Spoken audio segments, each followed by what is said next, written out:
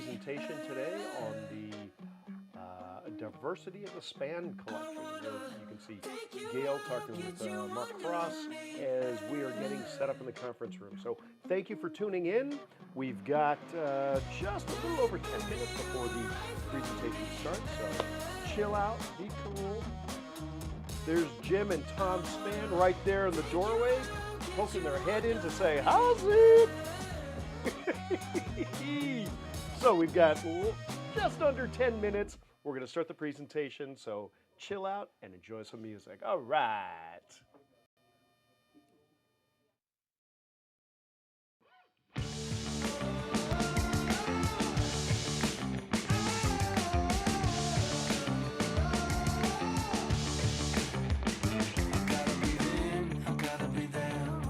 My cool, I'm on the edge. Something's taking over me, I'ma be down on my knees. You know I'm ready for this, you keep me begging for this. I'm chasing a feeling, I know it too well, and I just can't resist, yeah, I just can't resist. Do what I do, I ain't got nothing to prove, so baby roll with this, yeah baby roll with this. I can do this all day, I can do this all day. Back up, I'ma run this town. I'm headed for the top and you know it's going down.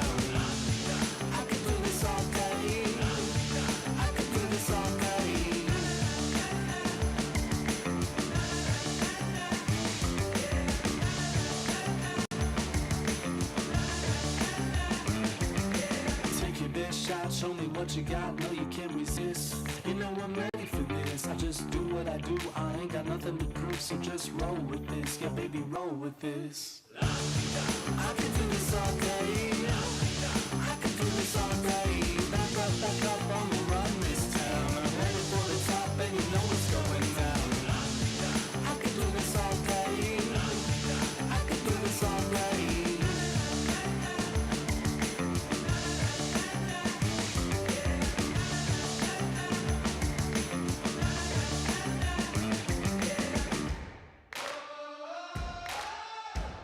Taking over. Ain't nothing gonna stop me.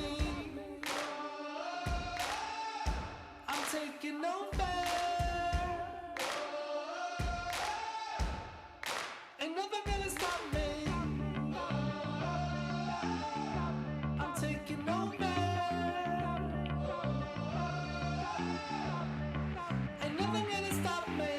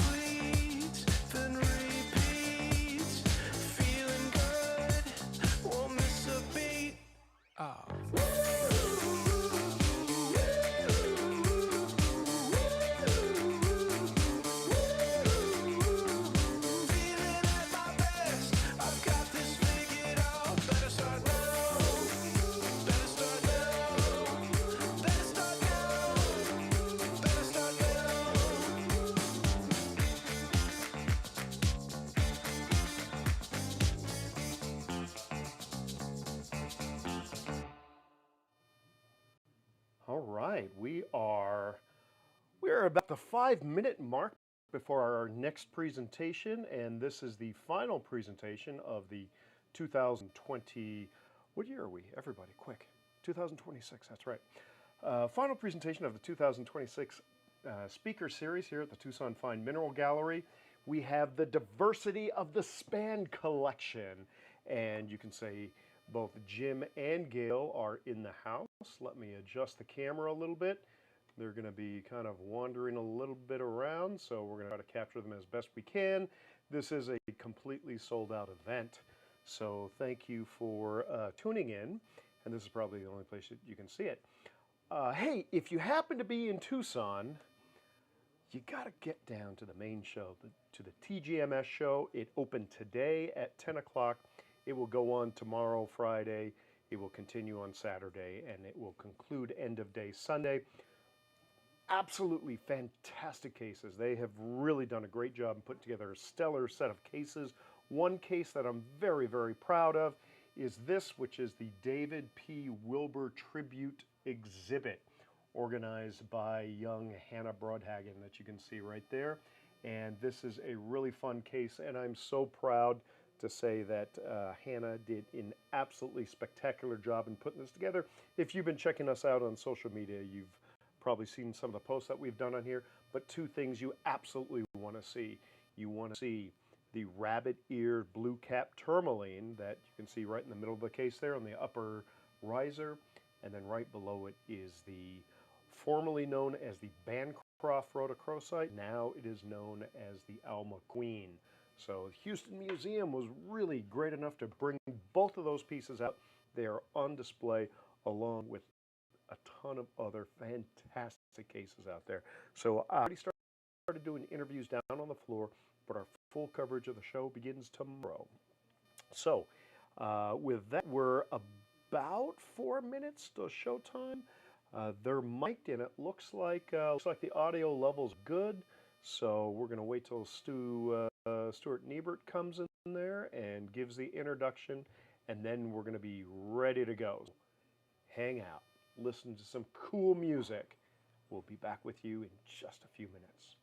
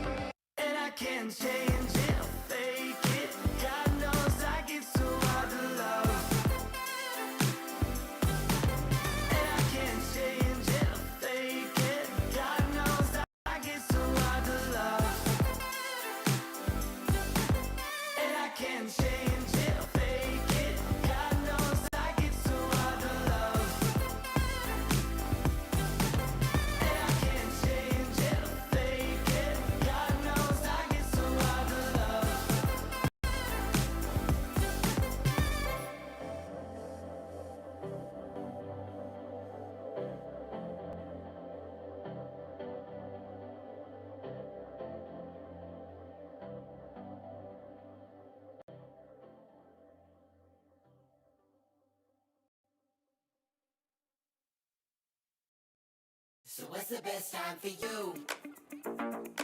We could play your games, but I could never see me lose. And I've been checking out your moves. You will slip and slide, but I can always catch your groove. I've been hurt before and saw you inside me. Pulling on my heart, all the strings will fly, see. You can take the cake, I'm just icing. Blow so quick, never fuck with the Pisces. But I heard quick. Change shape and take with a broken heart and nights apart. I'm wide awake and I'm just still thinking about you, baby.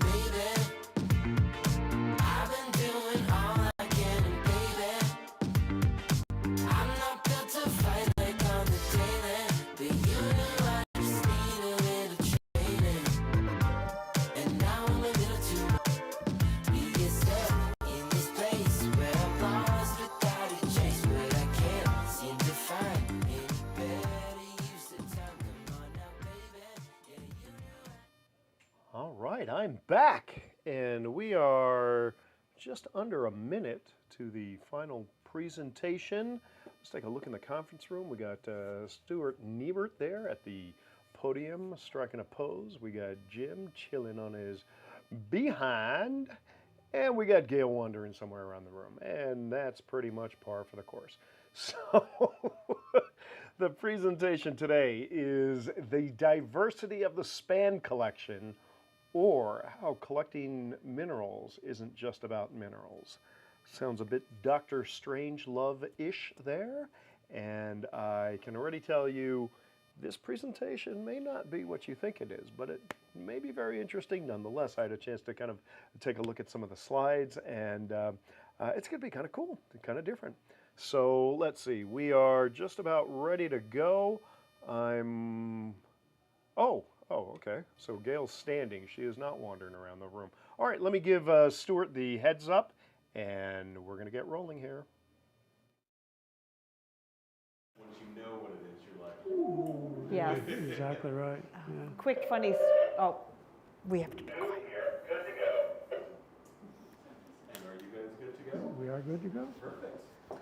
Well, welcome everyone to the Tucson Fine Mineral Gallery on this lovely Thursday afternoon here on the soon-to-be last weekend of Tucson 2026. My name is Stu Niebert, and it is my honor and pleasure to introduce to you Jim and Gail Spann and their talk on the diversity of the Spann collection. So without any further ado, Gail and Jim, please take it away. Thank you. Thank you very much.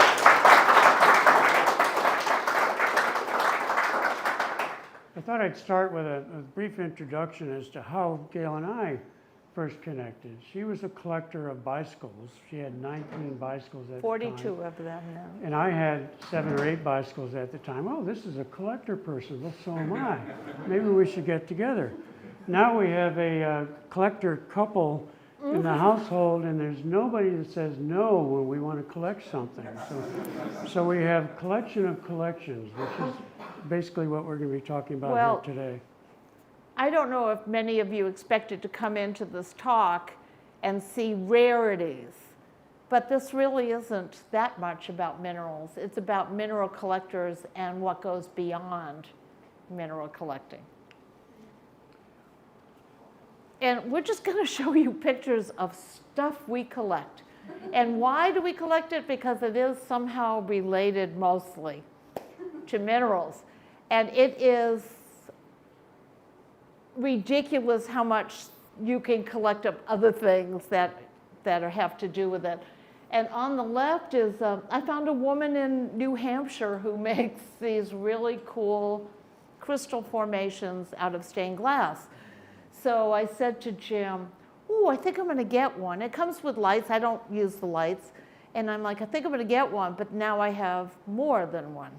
Okay? One is never enough. One is, no, you can't be a collector with one. You have to have a minimum of 3, right?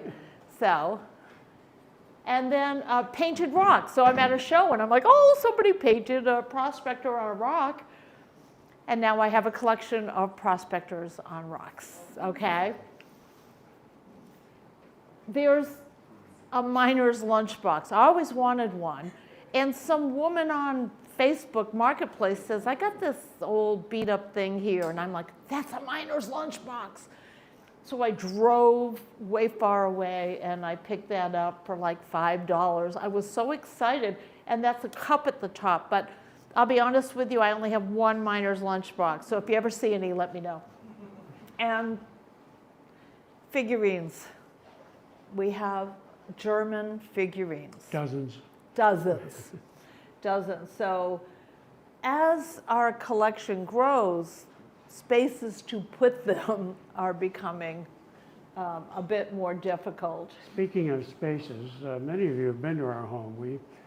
We added 9,000 square feet to the house to accommodate our mineral collecting and ephemera. And everybody's telling us we need another wing. So Yeah. we have run out of space. So. We love everything in the mineral community. So, and I'm like checking this out. It's old German, very heavy.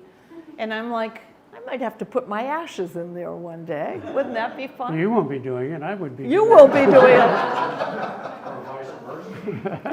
true. Yeah, whose ashes go in first? There's the battle. So it's kind of a fun urn, but like it's got all the mining symbols on it and everything else, you know, it's just kind of cool. This is actually a shortbread maker. It's really heavy, A and you'd fancy have old to heat waffle it up. maker. It's like a, yeah.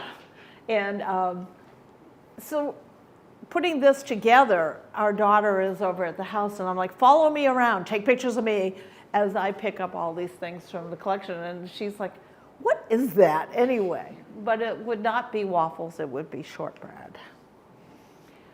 On the left, Rock Courier comes to mind. it's rutilated quartz. This is a big iron kettle that someone in Brazil had glued rutilated quartz all over it. It was available at Heritage Auction. I said, oh, Gail has to have this. Yes.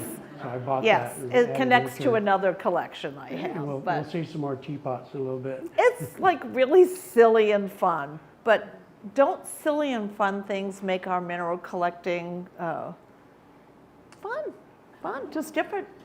And a mining lamp, started with one, have probably 30 now, different mining lamps, but they're fascinating. It's like there's a whole history of mining lamps and paraphernalia. So, and that gets us into what was once Herb and Moni Aboda. They were major collectors and still are, very much alive and well up in Rhode Island. So these are hand-carved miners. People think, oh, look at your little soldiers. And I'm like, those are not soldiers. Those are miners. And here's like a table with the mining stuff on it. And you got people with wheelbarrows and a bucket. And they're really well made. And somebody hand-carved those. So it's fun to have a whole And those are from the 1850s. So they're 1850s, significant yeah. history, and you swear Yeah. they were made yesterday. And on the left is one of a few of our miners down in the mine that they built in the bottle, like the schooner ships that they do.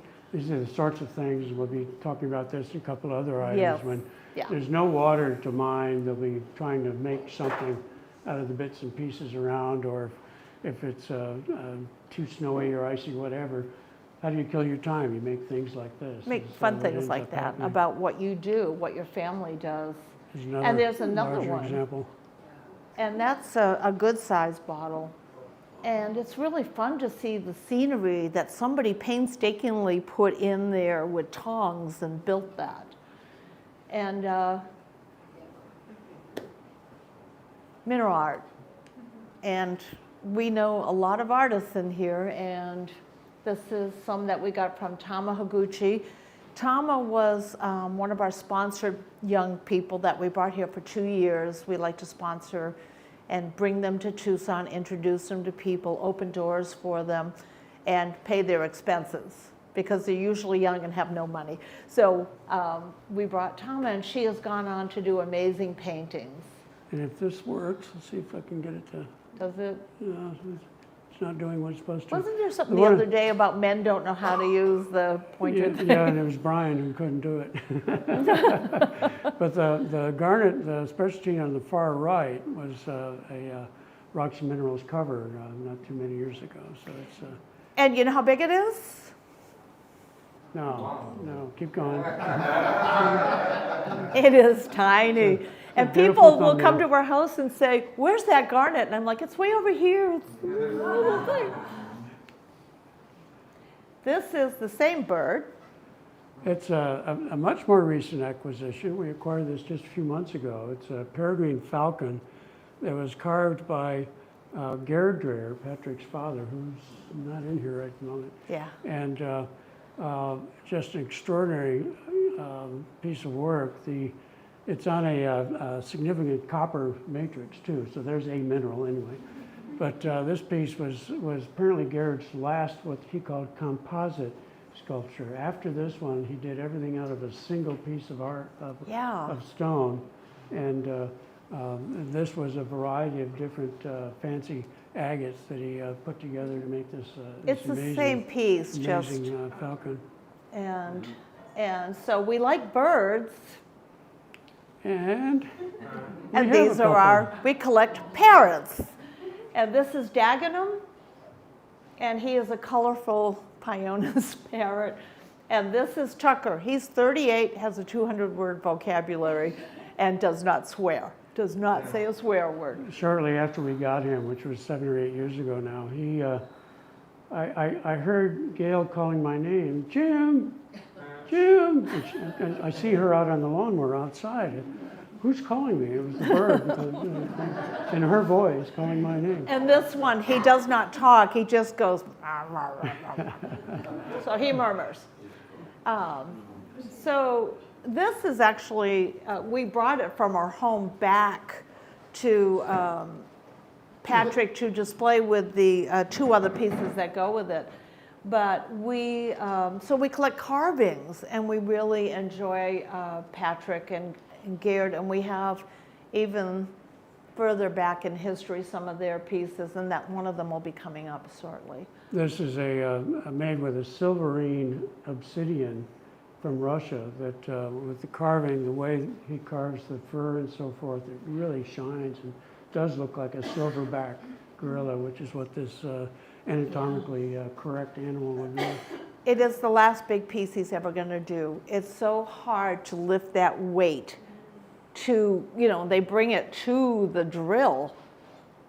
And so he's sitting there with this for hours and hours and hours, and he told us this is the last big piece he's going to do that weighs that much. In the room across the hall in his shop, he has a big block of this material with the original rough, and then a preformed version of this sculpture. And that he started with that block, which was 7.5 kilograms, so almost 16 or 17 pounds. He's got to work with by hand and hold steady for how many hours on end, and that you can understand why big is not good for an artist of this sort. Well, go check it out in the Dreher room before you leave. Okay. It's a different kind of carving. Feel free. This is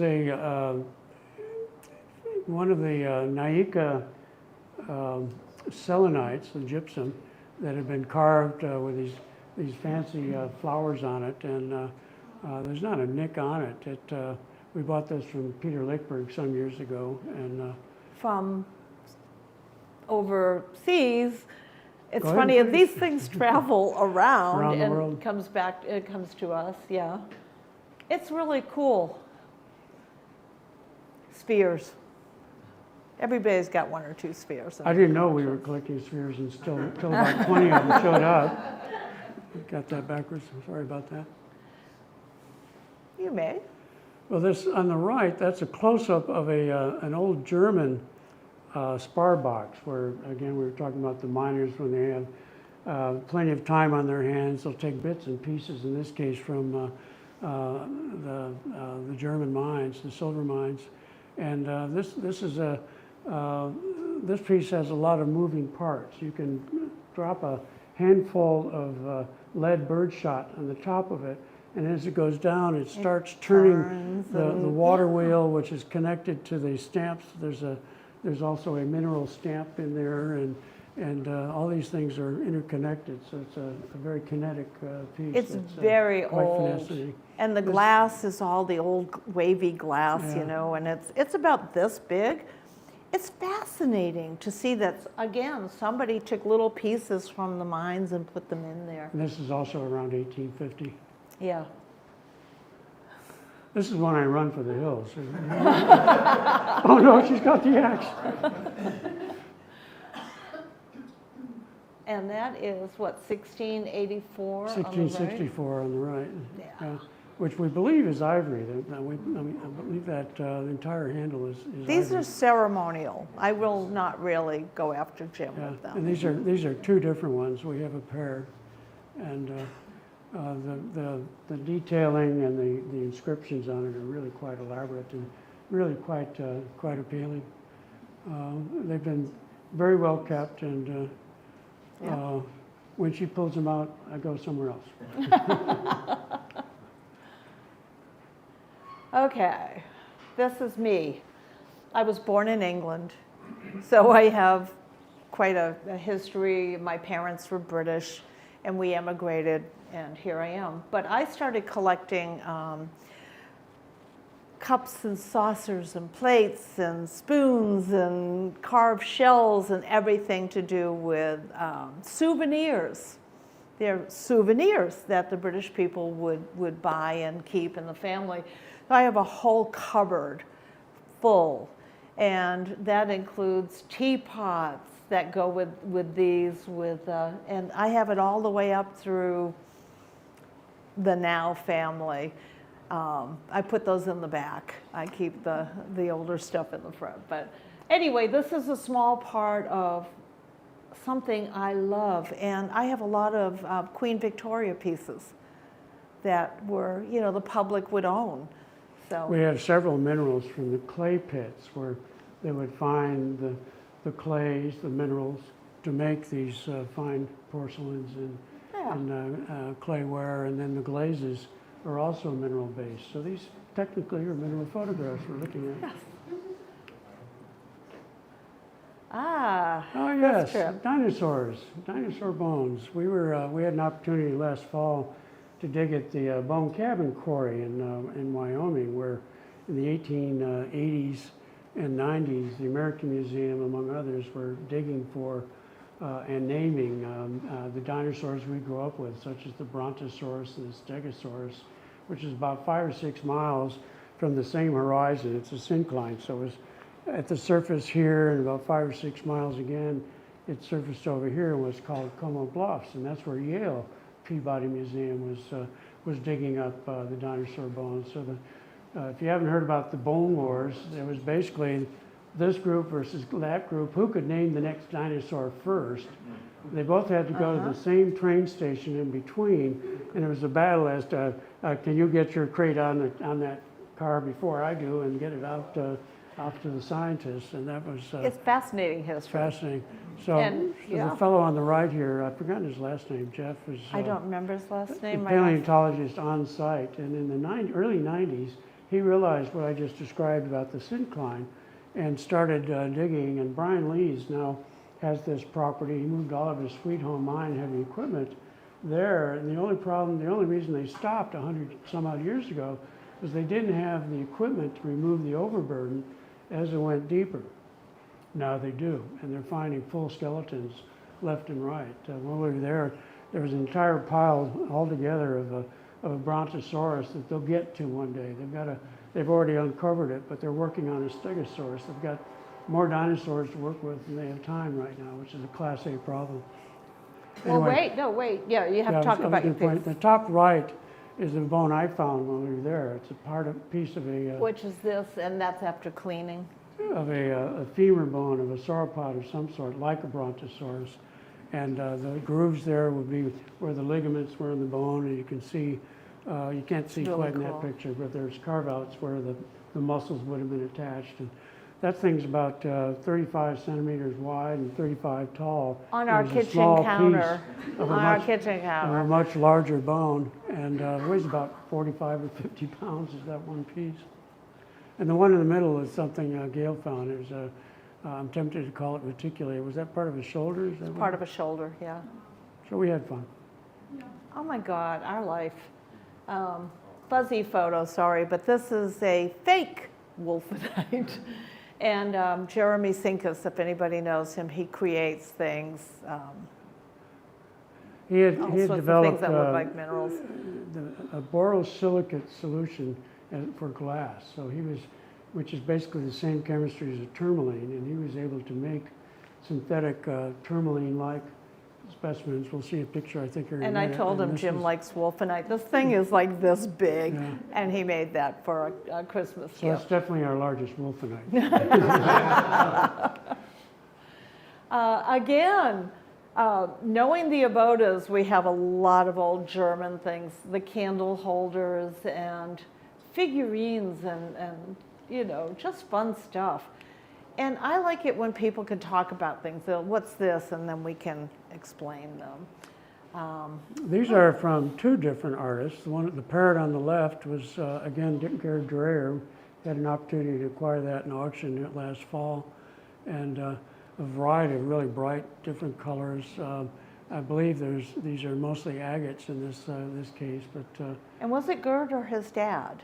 this Gerd? one was Gerd. We have Yeah. another one by We his have three grandfather. generations of Dreyers. We also have a parrot that his Yeah. grandfather had made. It was a question Yeah. mark as to who did this. And we showed it to Patrick, and he recognized it right away. Oh yeah, that was my granddad who did that. So that was a fun discovery.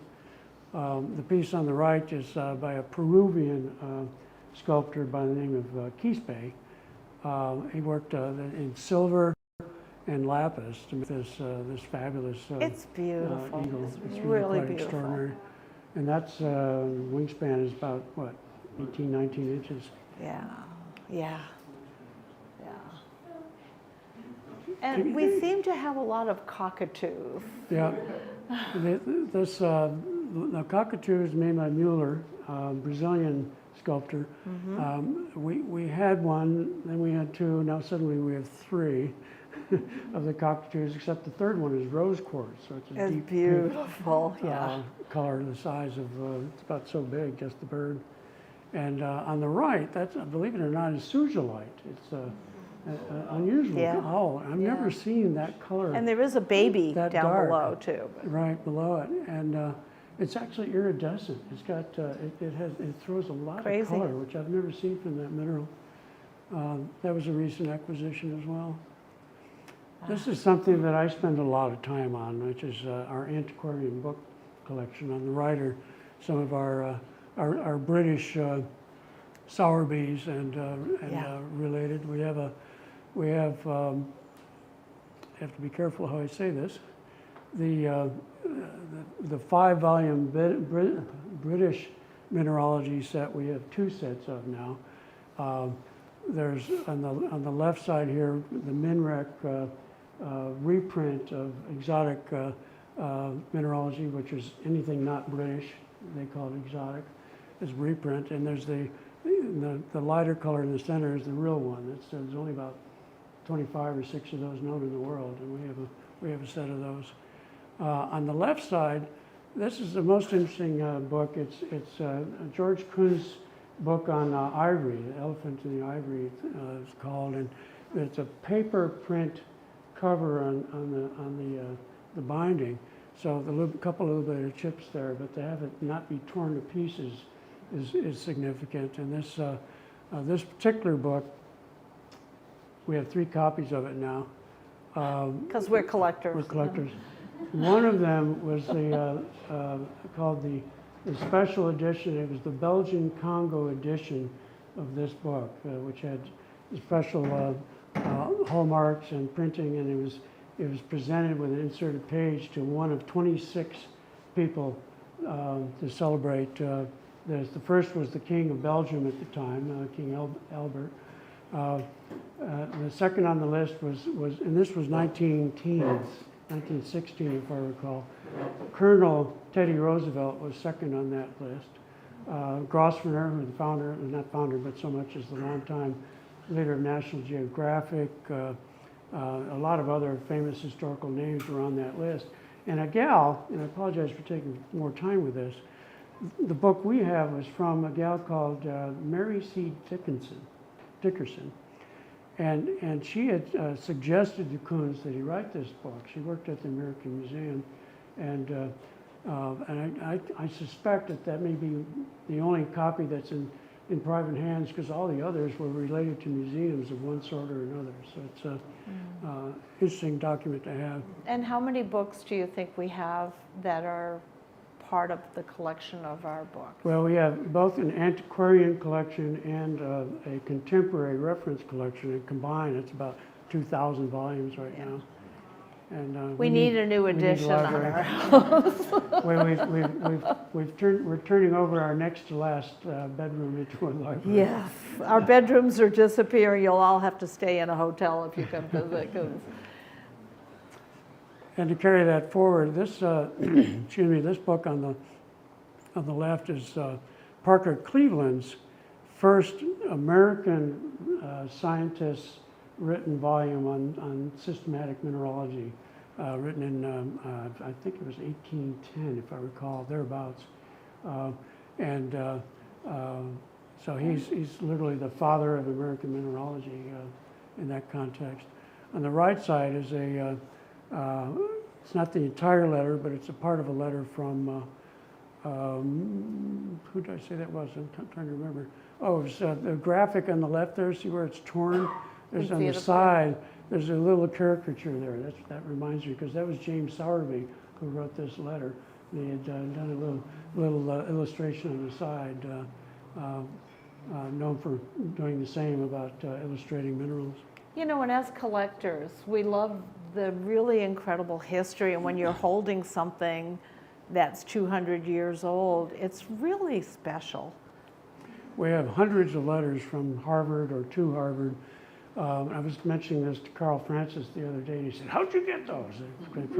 They're quite an archive where they're proud of their letters.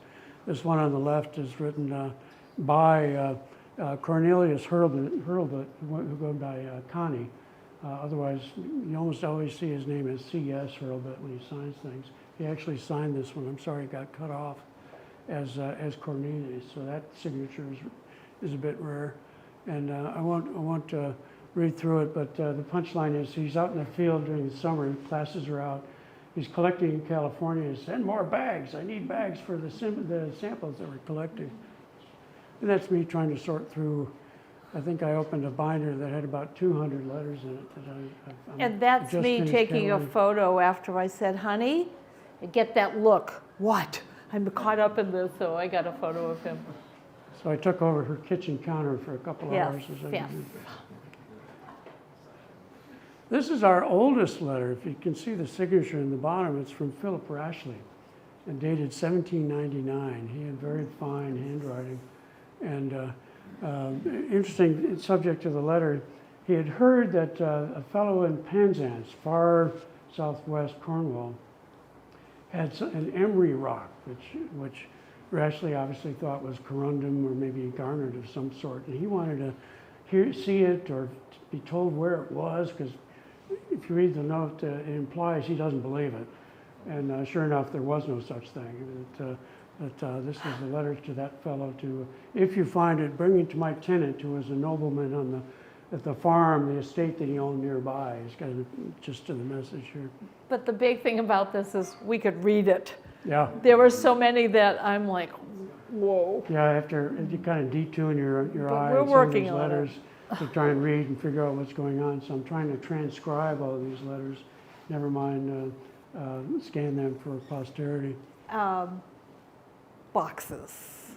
Yeah, boxes. We collect boxes. But the funny thing is this one with the little red and the black in the middle, that was my school box from 1964. We used to carry boxes with pencils and erasers and things in them. And I had that all the way up until I started high school, and it disappeared. It went away. And I was like, I wonder whatever happened to that. And 2 years ago, the brother of one of my high school mates shipped it to me, put a rock in it for good luck, and shipped it to me. And he goes, I absconded with this many years ago, and I feel bad because my name is inside in 1964. And he shipped it back to me. So he's in my good graces anyway. So these boxes are like all sorts of different things, but to get that one back meant a lot to me. This top left is from Carlsbad, was now Czech Republic, where they would take thin layers and inlay the boxes from the calcite. If you see some shaking of heads, the piping of the water is so calcified that the pipes would fill up with calcite buildup of different colors, and they would scrape it out and create these boxes. Yeah, it's really cool. Oh, And we they- collect we these. dogs. This is oakenite, Okie for short, and Ginger's, the only one we've named other than a mineral. We rescued her, she already had that name, but oakenite, disclosite, sperrylite, schorl, and ginger. And And it's when we like go kids, to the you vet. yell at them and you say, "Oh, okay, who are you?" And Our veterinarian's like, why are you naming them these names? then we have a bathtub. Does everybody know about this bathtub? Tell it anyway. It was Russian malachite sent to Italy, and then from there created and sent to the Munich show. And Jim was at the Munich show. I couldn't go because I had a small surgery. I couldn't fly. And he takes a picture with this bathtub, sends it to me, and I'm like, oh, that's so cool, you know? And Well, that was 2019. yes, and the show ended, and somebody had bought it, and off it went to Shanghai, China. While there, people were looking at it in the show, and there's the premiere of China looking at it, and then COVID hit, and it got created and put away. And one day a man came to our house, and he said, Gail, you really like malachite. And I said, I really do. I love it. I think it's beautiful. I have this tub. Not the one from Munich. And he goes, yeah, I'm kicking the heck out of my husband under the table, And I've got the bruises which to means prove I it. really, really want to have it. So Jim is there, and he's going, ow, ow, ow. And, And I'm saying, no, too much money. I know how much it is, too much money. well, we just traded some rocks We for traded it. some rocks and got it. And it came, Rob Hyatt brought it, and we had our grandson and our son visiting, and Jim, and they all hauled it It in. took 4 of us to carry it in. And it's in our dining hall. I call it dining hall because it's pretty big. And when we have weddings, we put brides in it with their whatnot. But we don't use it as a bathtub because I already have bathtubs. I have a 6-foot purple bathtub upstairs. But it is plumbed to be used. Should we change our mind? Right, but it's just fun to have. It's another mineral sample. And then people are like, is this all one piece? No, it's stalactites and stalagmites that have been sliced and pieced together so beautifully.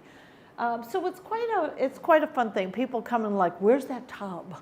You know? This is probably our most photographed decorator rock that we have. It is, it's fun. This is an interesting set. Yeah. Again, Herb Ammonia Boda, that's their labels there.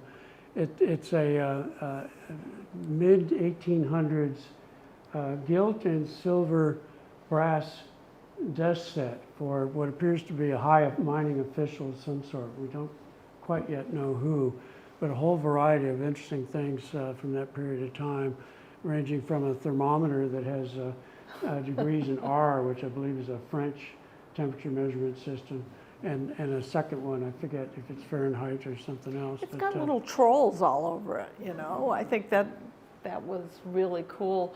And, you know, the clock and ink wells and thermometer, you roll know. over the king on It's the really top cool. of this. This is the inkwell on the far left. And you roll the king off, and there's a glass jar in there that the ink would have gone into for sticking your feather pen. Another recent acquisition. Oh, This the is Scarpelli. Yes. mosaic. I think of it as mineral marquetry, if you're familiar with that in wood. And you've probably seen this hall right here. We got this one in Denver not too long In Denver, ago. yeah. And I'm sure there's a reason why you put these two on the left side together. Just to show the detail a little bit more, and you know, you have to come to our house to see all the detail on. Well, that's not the story I thought you were going to tell. Oh, There's no. You don't want to go there? They're all going to see it. Yeah. Okay, go ahead. Well, you got the head and the top and the fish at the bottom. Somebody said, it's a fish, and I'm like, what are you talking about? And I can't unsee it, so I'm trying. This one's still on the wall out here. We now own that piece. Katya's back there in the Is she in the background. back? We're really, really proud to have some Scarpellis because what an art. And these are beautiful. I mean, they're just beautiful.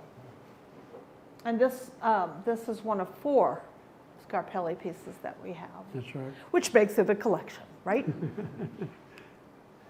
Okay, Penny. Penny Williamson. A visitor from Australia would happen to be at our home one week, And this guy This was the star. is one of, I have rescued potbelly pigs for over 20 years. Penny and I were with our kids cutting down a Christmas tree, and our granddaughter says, Nanny, there's a pig. And we go over, and it was in deplorable condition. I mean, it had no water, it had no food. And it was a baby, right? And it was a baby. And I said to the guy helping to cut the tree down, you go tell the owner I'm taking this pig home with me. And he goes, she's not going to like it. And I said, I don't care. You go tell her. So I said, he comes back and he goes, okay, she said you can take it. You know, she's mad, but you can take it. So I'm like, okay, Penny, let's go in this pen and capture this pig. It's they are amazing so how strong. fast pigs can be in short distances. But he didn't look like that. This is him a couple of weeks ago. He's my big boy. He is huge, and he's mostly deaf. He can't really hear anything, and that was one of the issues. But Penny and I took him to a vet, had him sent in for neutering, because you really need to neuter them, and off he comes. But this is Ferberite Noel. And we got him because he was very, very friendly to me. So this woman comes all the way from Australia to help me capture a pig. So then because I do potbelly pig rescue, I have many, many, many pigs around the house. And that's just one part of the pig collection. And we're down to 3. He's one of 3 that we have left after 17 that I've had. So This is actually my avatar photo on Mindad. It's at the British Museum. We had just started collecting. We had an opportunity. Alan Hart was the curator then. That's whose hand is on the right side there. And he was pulling out the Sowerby's Exotica Minerals book, which had the Ava tourmaline, which I'm holding in my hand there. so cool. By coincidence, these things, it happened to be out of its vault in a sense, and we were comparing the mineral to the book, which was pretty close. It's actually larger than life size in the book, or about life size, I should say. So what that about was- collecting? Well, this is a photo that we collect because it's got Jim holding it with it. Okay. This is actually a close-up of that table, Yeah. one And section of it. we got it here in Tucson years ago at a Madagascar place for hardly anything, and we paid more to ship it back to our house than we did. But And they got it here before we even got back. So wait, Right. we're not there yet. but who doesn't want to sit at a table with petrified wood all over it and an embedded fossil? And this is in our kitchen. Right here and right here are mineral cabinets, and we light them up. And this is where the new pieces that we purchase go in. And so we'll sit at this table, we'll put a pad down, we'll have a meal, and then we bring the minerals out. We talk about what's new and why we got it and how interesting it is. So tables are big with us. Speaking of which, Speaking of which, I know these are a little fuzzy and I apologize.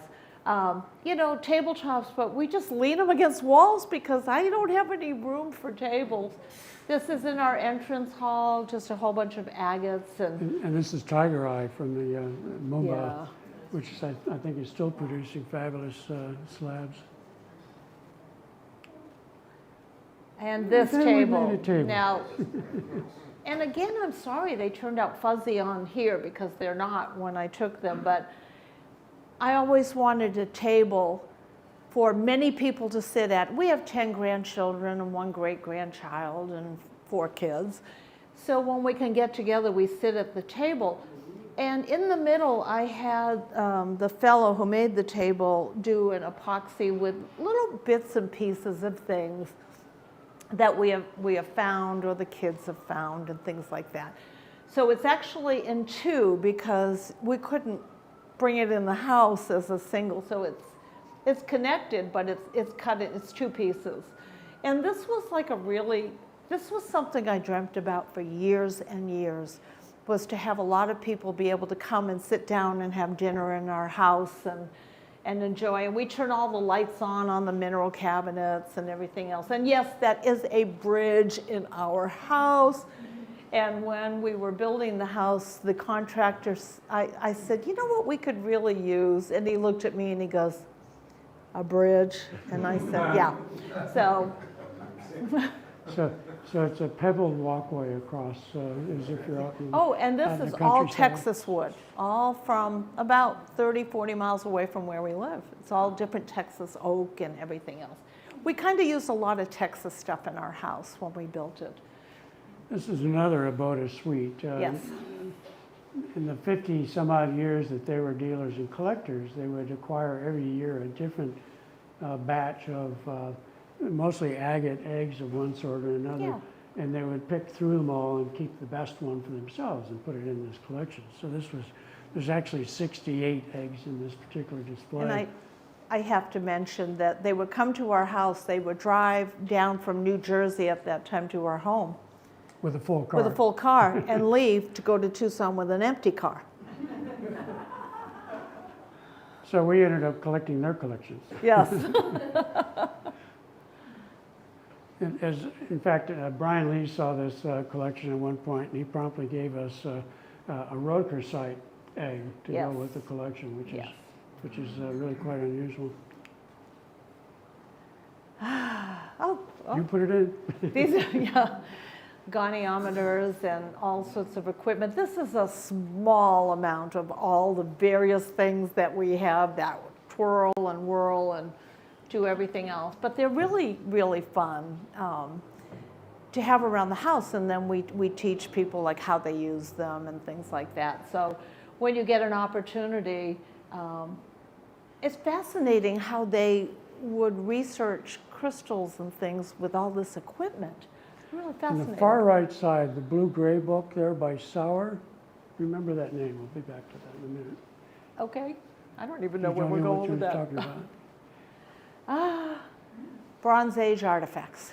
Do you all have Bronze Age artifacts? I don't know. Yay. Really interesting and fun. And we don't have room to put them out, but when people come and they sit, our kitchen counter is like a magical place. We sit people in the kitchen and we bring boxes out and we look at stuff. These were So all much from fun. the Bactrian civilization, which most people have never heard of, but many anthropologists think it was really the fifth great civilization that nobody's ever heard of. They produced these bronze implements and items without having any copper ore or any, at that time it would have been tin ore. And so they were trading for the ores, and they had the skills to produce the bronze very early on. These are about 6,000 years old, and really quite impressive for what they were doing that far back. When you hold something that's 6,000 years old and somebody else held it when it was new, there's something really wonderful about that. Really wonderful. This is only 3,400 years old, so it's a more recent implement from Old England. And we have Bronze a Age number of axe axe, several of heads. these, yeah.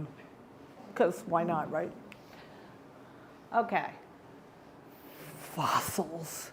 Oh, that's a scary road to go down.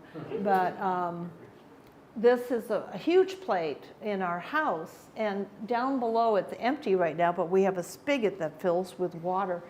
And then in front of the glass in front of this, water filters down, and you've got your fossilized fish behind. Have you ever seen that at our house? We do it on rare occasions. So the fish are swimming again. Yes. And then we have petrified log, and it's 900 pounds, and we have others outside, but this one in. So we had a friend create this holder for this 900-pound log from Madagascar on wheels so we can move it around, you know, and we decorated it Christmas. So we put lights on it and stuff.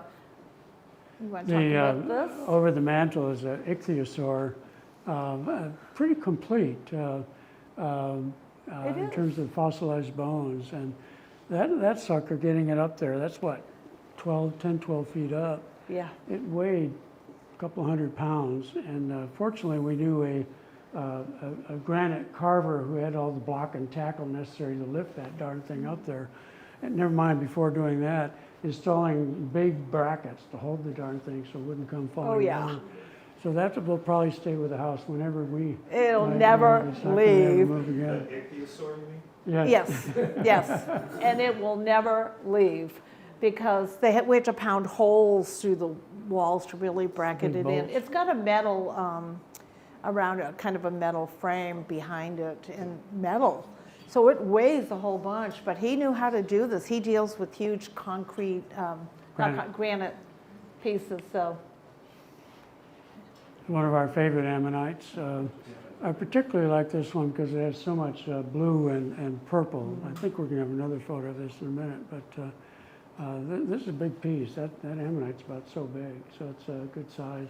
Yeah. And we really love it. We put it in a position You know, that's a where road you easy- can go easy to down follow really down, yeah. easily. No, we're not going to go that way. Yes. No more fossils. Oh, look.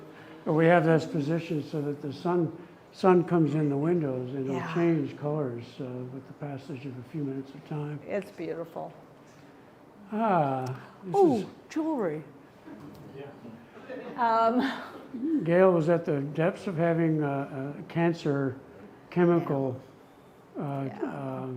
Chemotherapy. And I was and- not feeling really good. And I had this made so that at the right time I could present it to her to lift her up, and it worked. It worked. It really brought me out of a funk I was in. So the petals are imperial topaz from Oro Preto. The center green is a Russian demantoid. Yeah. The stem are Californian demantoids from the Green Fire Mine, and the leaf on the right is a chromium upside. So I worked with a local custom jeweler. We created this piece. They love when It's Jim comes unique, in. I love yeah. when Jim comes home. It's like mineral collectors here. They close the door and they lock it once we come in. It's a pin. It's about that big. It's a good size. But I was really down and out, which was rare for me.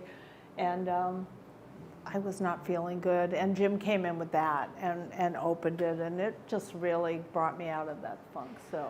The photo on the right is where this is more contemporary. That's very, very historic. It was a necklace. Those are uncarved, what I think would be dodecahedral or close to it, pyrites that have tarnished with the original thread through it from the early 1800s. It was given to the Baroness Burdett Coutts, Yes. who was the wealthiest woman in the world at that time, by Professor Tennant of Tennantite Yeah. fame. James, I think was his name. And he was at that time worn it. the mineralogist for Queen Victoria, which when she was young. And this necklace is still intact with its original thread. I so- have to think it was shiny probably at the time. Yeah, it probably was quite Yeah. brassy and bright. But So that's a real piece of I love to history. collect pieces that belong to women in the mineral world from a long time ago. So we have a number of rocks and things that were in women's collections. So A little bit of provenance and history of it. The Burnett Coutts collection, much of that went to either Philip Rashley or Arthur Russell subsequently, and then spread on from there. So there's Yeah. some really interesting names along the way from the owners of those pieces. There's And another this is contemporary piece that contemporary. Paula Crevichet made this piece. I'll let you Yes. talk about it. I really love Paula Crevichet, and she does really interesting, different kinds of pieces. And this is big. It's big. It's a pin or a necklace. But we were the masters of ceremony at the Peabody Museum on their, 150th year Yes. anniversary. And I put on a black turtleneck and a very vibrant jacket, and I had that on, and it looked like amazing. It was a showstopper. And it's full of so many different kinds of minerals, but it's a damselfly. It's not, don't ever tell Paula it's a dragonfly. It is a damselfly. Yeah, we have a long list of what the minerals are there. I won't go through. We but have to. We have a label that big with all the minerals that are The in body it. of it is opal. But I love it. And this is a photo by our son, Tom Spann. As you can see his Mm-hmm. name there. I know he's listening next door. And that's a piece of driftwood my mother picked up on Cape Cod probably 70 years ago, 65 years ago. Makes for great photos. Yeah. So we have a collection of Crevicet pieces. I don't think you put any others in here. But, No, but I have a few. It's fun to surprise her with new jewelry. Speaking of jewelry, this was a very limited edition. There were only about 100 of these made, 18 karat gold Mont Blanc pen that belonged It's in to the display. David Wilbur. Yeah. If you've been over to the Wilbur display case, this is in there. And funny story, he had come to our house many times, and we had this in the cabinet on display, and he walks up to me, he gets all excited. Oh, I used to have a pen just like that. I said, Dave, read the label. This was his pen. He was fun. We miss him. He was here last year, sitting right here, and I'm glad we got to see him. Yeah. He has passed away since. Pardon? So, Feely pots. yes, Feely pots. They, do you have some? Okay, you have some too. There was a period of time when I was assembling cases with other collectors, but they collected other things than minerals for these cases. So I was asked if I would bring minerals to complement these Cabot Feely pots. And why are they called Feely pots? There is no grit in them at all. When you hold them, it's like a baby's bottom. They were so run through a process that they're not gritty and grimy at all. They're just really smooth. And she started making like onions and different things. And so this is in our kitchen. And with she was some here minerals. in Tucson, was she not? And I did it with Wendell Wilson. Yeah. I did 2 cases with Wendell Wilson. If you know Wendell, I just let him put the stuff in and then I put the minerals in. But we shared photos back and forth, so I knew what to try to And match. the And potter- these are that I started collecting. And the potter's name was Cabot, if I recall. She Yes, lived Rose to be Cabot. over 100 years old. Didn't you do this with your teapots too? I see. Oh, that's Yes. coming. That's Yeah. coming. We're getting close to the end of the hour. Don't so get I need ahead to of rush me. to the teapots. Oh, and just, again, Barber bottles and minerals. That's Yes. another Wilbur affiliation. and I like to match things with color and stuff, but Dave Wilbur collected barber shop bottles and gave me this pink one, so I'm really honored to have it. So I put in a mineral that is now in the Dave Wilbur case. That was a Dave Wilbur rose quartz. That's so, right, we have 2 pieces in that case. don't we? Yes. That Yeah. We're showing here. Okay. We were talking earlier about the borosilicate glass. These were the tourmaline glasses that they made. And one person called up Gail at one point and said, "So you ruined these perfectly good tourmalines." She by was carving them mad out." that we had gouged out tourmalines, and I'm like, you do understand that they are made by an artist, but these are really fun to pull out, and they have more color than you're seeing, but they definitely have tourmaline colors. Yeah, there's And pinks and reds special and greens dinners. on it, very much like a tourmaline. And we do charity events a lot. We do cook a nice lunch and give people a tour for like 4 or 6 people. And I cook, and then we walk, but I like to do like glasses like this and stuff for them. Another spar box on the right, this one from the Florence mine in northern England. Yes. And it's really there's a lot of reflections here, but that's It's hard, I the- know, I the ran original around taking glass, photos. Cover, the encases it is the rare part. It's hard to find them with the glass still intact. The from story- again, mid-1800s. And the story that we heard were that the miners would just pick up little bits and pieces and go home and create these for their children to see what they mine. But this is an archway. Some of the ones we've seen have little fairies in them and butterflies and things. So they're called spar boxes. They're hard to find. There's a big one in Crystal Classics up on the counter. But I think that's fascinating that somebody decided to sort of piece all this together. And then this metal, these things are so heavy, but it's a big old clock. Remember I was telling you about the sour buck? These are limestone plates with the This images that are in that book. Yes. And a shorthand version of the story. Herb and Boda and Moni were traveling across what was then Czechoslovakia, and he goes into this barn and he finds these things. They're like 50 pounds each. They're He's got heavy. one in each arm. He's coming back with them, and we ended up acquiring these. But this is 4 pages of that book in each plate. So if you see 4QO in a book, Corto, it was cut. The original sheet was cut in quarters, and that's kind of Yeah. plate this would have come from. So don't we own? We own piece- those. But don't we own pieces that are on that plate? No, Not this one, okay. we own the It's from book up- that's up okay. from that plate. And I Spoons. don't know anything about the spoons. This is a very small section of spoons. We have a huge amount of spoons because they're so cool. They were the souvenirs or the gifts that they would give to people in these mines. And I have a whole bunch that are from, Nevada and places like that. But I find them really fascinating, and they would have the mining company name on them, and it's kind of a dying art. But sometimes you'll have a full body of a miner, as the handle. Where are you going? I know you have another one I was looking for. I did, yeah. But anyway, there's a whole bunch of people who collect the mining spoons because there were so many of them.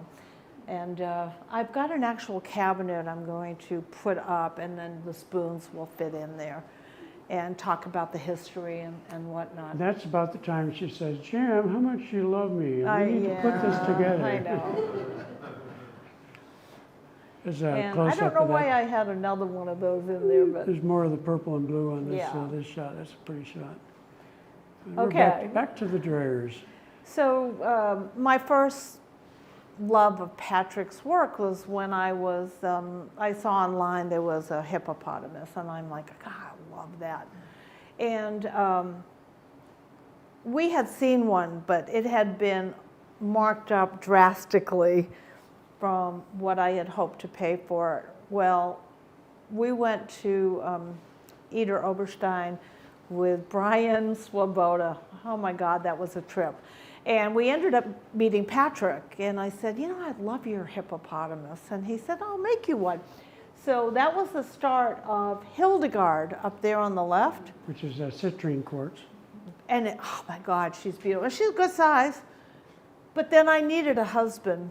So we have Heinrich, Hildegard and Heinrich, and then, surprise, surprise, we have Heidi.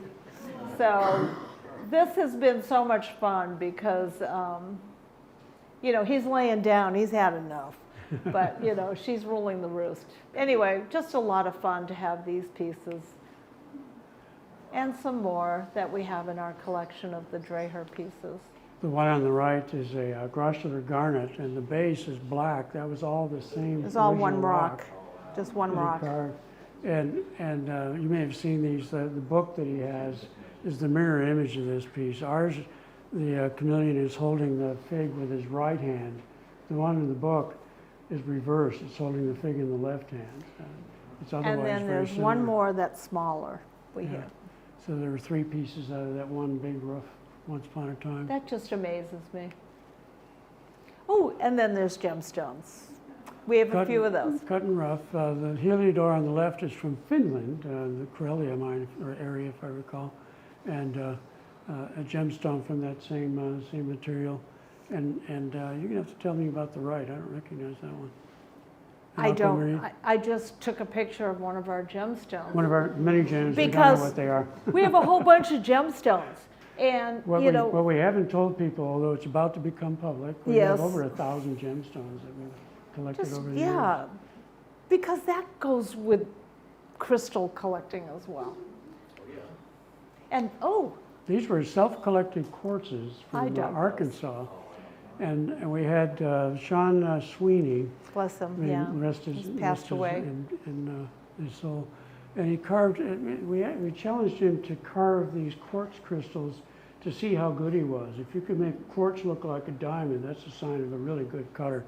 And he did it. These photos don't quite do it justice, but they really are brilliant colors You know, when I that come off of it. pulled them out of the ground, beautiful quartzes, but they might have had, like, the tips were broken. I'm not going to cut anything that's in good shape, but I've forgotten the sizes. It's something like 170 oh, carats it's a on good one size, and yeah. 140 on the other. So they're good sized Yeah. stones. And he gifted those to us. So. Remember I talked about how we met? We met for collecting bicycles? Yes, We write all of these. we The rode high- this one at the Tour de France. That's right. That was interesting. We'd ride the race course, and every day there'd be a new stage for the Tour de France, and they wouldn't start until afternoon, so you could ride the course in the morning. And we'd come up the hill, and the French would all say, "Do." They didn't, for some reason, they didn't see bicycles built for two very often. They're But her expensive. legs are 4 inches longer than mine, so she was always in front. And as we got closer, they'd always say, "La femme, la femme." I know. And then as we went by, it Hello. said something we didn't understand, and then somebody translated it. He's not pedaling in back. I knew it. We had a just married on the back and everything. We had just gotten married. That so saved that was us our around honeymoon. the Dutch corner going up Alpe d'Huez, if you know about the 21 my, switchbacks. what a climb. Turn 7 is the Dutch corner, and they won't let people go by without either dousing them with water or doing something. And that little sign saved us. They sang a It's a pretty wedding song song, to yeah. us as we were. One guy said, "We won't douse you." So There's lots of stories with the high wheels, but we don't have time. So yes, well, that comes up. speaking of high wheels, Look. So we collect these, we ride these, not so much anymore, we're getting older. This was our marriage when we got instead married. of going down the aisle, we rode down the drive. And this was, we used to go out and do Dickens on the Strand in Galveston, Texas, and everything is Dickensian. And we would ride these and hold an oil lamp, talk about scary, at night. And, but we did it for years. We rode in parades, our kids all ride them, you know, it's fun. If the Houston parade is often televised, and we were riding the one year, and they had this big boom with a camera on the end, and it was at eye level. And where I was And going, like- they weren't moving that camera out of the way. It was No. one of those, all right, duck your head out of the way. Cheryl! I thought of you, Cheryl. Okay. I loved these things when I was a kid. Loved them. And, you know, I had a collection, but then as you grow, I guess your mom kind of throws them out at some time. And a few years ago, I thought, you know, I really miss those trolls. And so I got some. And I like to pair them with minerals sometimes. But I'm talking to Cheryl back here, who's crying, don't cry. And I said, you know, I love those. And you said, oh, I always wanted them. I never had them when I was a kid. Every year at Christmas, she gets a troll. So mineral people love trolls too. Okay, Teapot, maybe. teapots. I collect teapots. I have a room that is called the teapot room. It has lit cabinets. It's all beautiful. It has a sink and a fridge and kettles, and I can make tea up there. And it's full of teapots. Do you think I have really expensive teapots? No, they're teapots that I love. This was my grandmother's teapot. She gave it to my mom. It's mine now. This thing was just too funky not to own, okay? It's a Salvador Dali pot. Oh, and it even, the mustache wraps around it. It's like, well, it's really creepy. Anyway, I have a variety of things, and There's plenty of a book reading area right next there. yes, Yep. yes. And it's all, yeah, there's plenty, you can sit and read. My joy is reading books. It's a joy. It's so rare because I'm so busy. Mine But is reading this other people's room is letters. great to sit in. It's got these big chairs and ottomans, and you can read there. But next one. These are made by friends who are amazing artists. And when I was going through cancer, they would ship me teapots as gifts. Very, very nice. And this is Mark Knott who made these. They're very different, but they pour really well. The pot that we have that's not photographed here, made by Andy Stuckey's wife, who's the CEO of Sieber and Sieber Mineral Dealers. And he wanted to participate in her pot production in some way. So he worked out the geochemistry of a stain they put on the pot that was color changer. It would be pink in one kind of light and a yellow in another kind of light. It's fascinating. So they're very distinctive pots. People ship me teapots because their children don't want them anymore. And there's more pots. Yeah, just all different sizes and things, and just really fun for me. So, and we're gonna end it on this. This is at the Colorado, what used to be the School of Mines, and they have women's display there. And when I put in a big display, I made sure that teapot went in the middle. This used to belong to an amazing woman who was the first woman who could legally run a marathon. She was a cyclist, runner, great athlete. She passed away last year. Her daughter put together her collection and shipped it to me because her daughters aren't interested, or sons. So. And Gail's been saying for many years that she has 150 teapots, but I know she's got at least 3 dozen since. I know, but I have 150 teapots on display. On display, that's true. Anyway. On that note, thank you very much for coming. Thank you. Thank you. Any questions? Anybody else collect funky things or anything like that? Any questions? Gail, is that a pyromorphite to the left of the teapot? I matched that with the teapot, just for fun. It is a pyromorphite? Yes. Yes. Yes. Daoping, China. Yes. And that's at the museum also next to it. And then there's a gold in the front to match the gold, that sort of thing. But I really appreciate your sitting in. Yes, Jim? What are you two thinking about collecting next?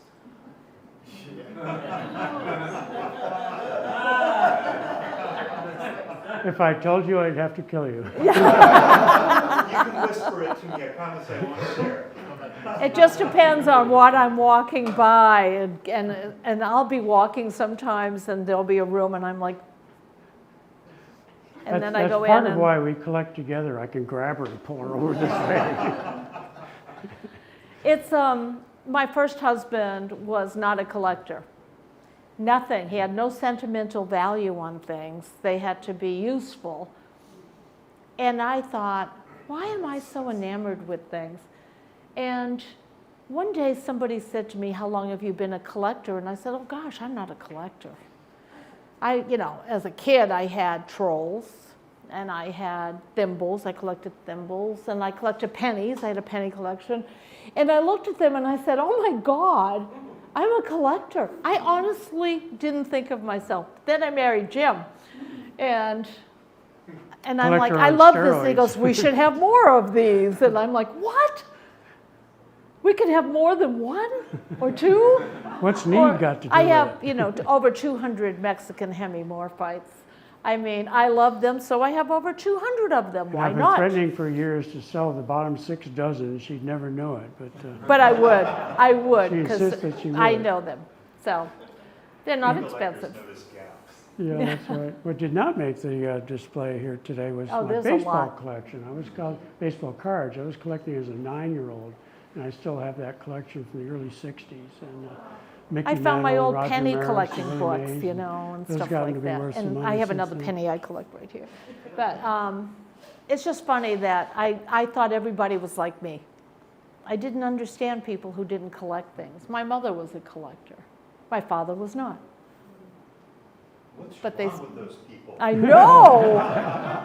Exactly. I think that we're in a room full of mineral people. Come on. You all know about collecting. So.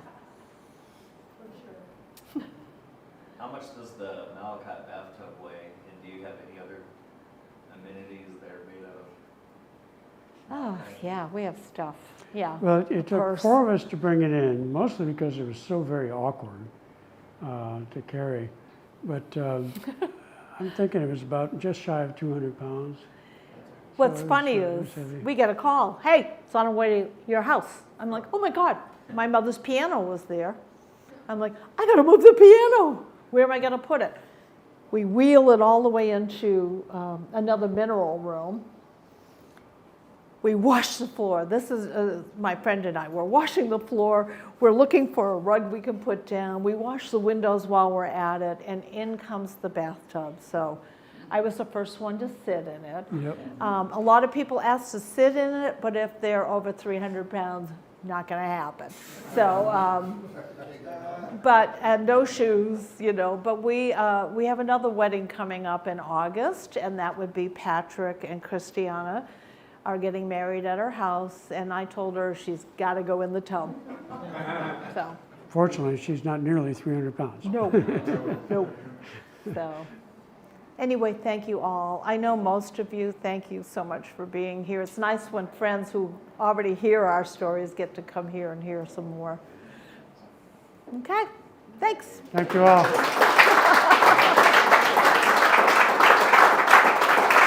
Appreciate it.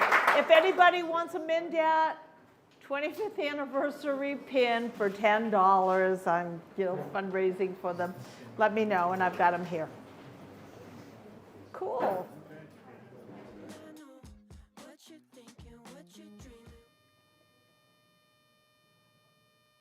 All right. Well, that was, how do they call it? The diversity of the Spann collection. I told you it was going to be a little bit of a different kind of presentation. And if any of you had any questions about whether or not Jim and Gail are true collectors, answered. All right, well, that is going to bring a close to our 2026 speaker series talks. So thank you for tuning in. If you are still here in Tucson, make sure you get down to the TGMS show. They have an incredible set of displays down there that everybody should be checking out. So if you're still in Tucson, that show is going on now till Sunday night, and we'd love to see you down there for more great talks from here at the Tucson Fine Mineral Gallery. Keep tuned. We're going to re-release all of these stream talks. They will be in higher resolution, and if we have had streaming issues, so if you were not able to see them in the glorious quality in which they should have been seen, then you'll catch them a little bit later. We will be back here again this November to do our November open weekend talk before we come back for the 2027 speaker series. That's right here live at the Tucson Fine Mineral Gallery.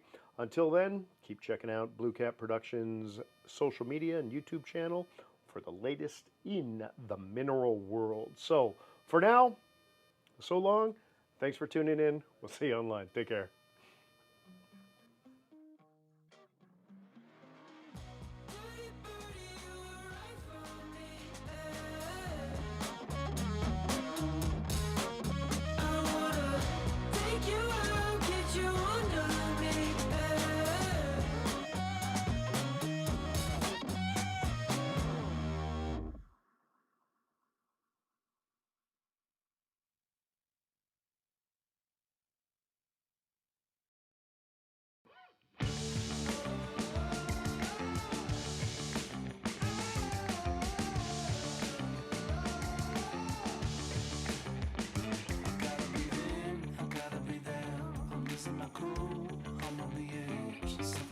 Over me, I'ma be down on my knees. You know I'm ready for this. You keep me begging for this.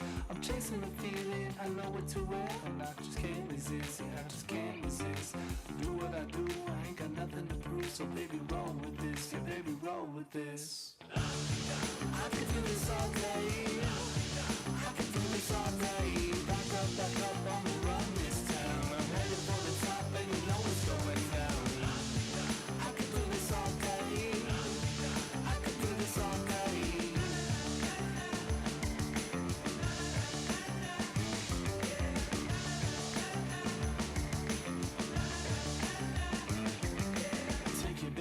Show me what you got, no you can't resist. You know I'm ready for this, I just do what I do. I ain't got nothing to prove, so just roll with this. Yeah baby, roll with this. I can do this all day.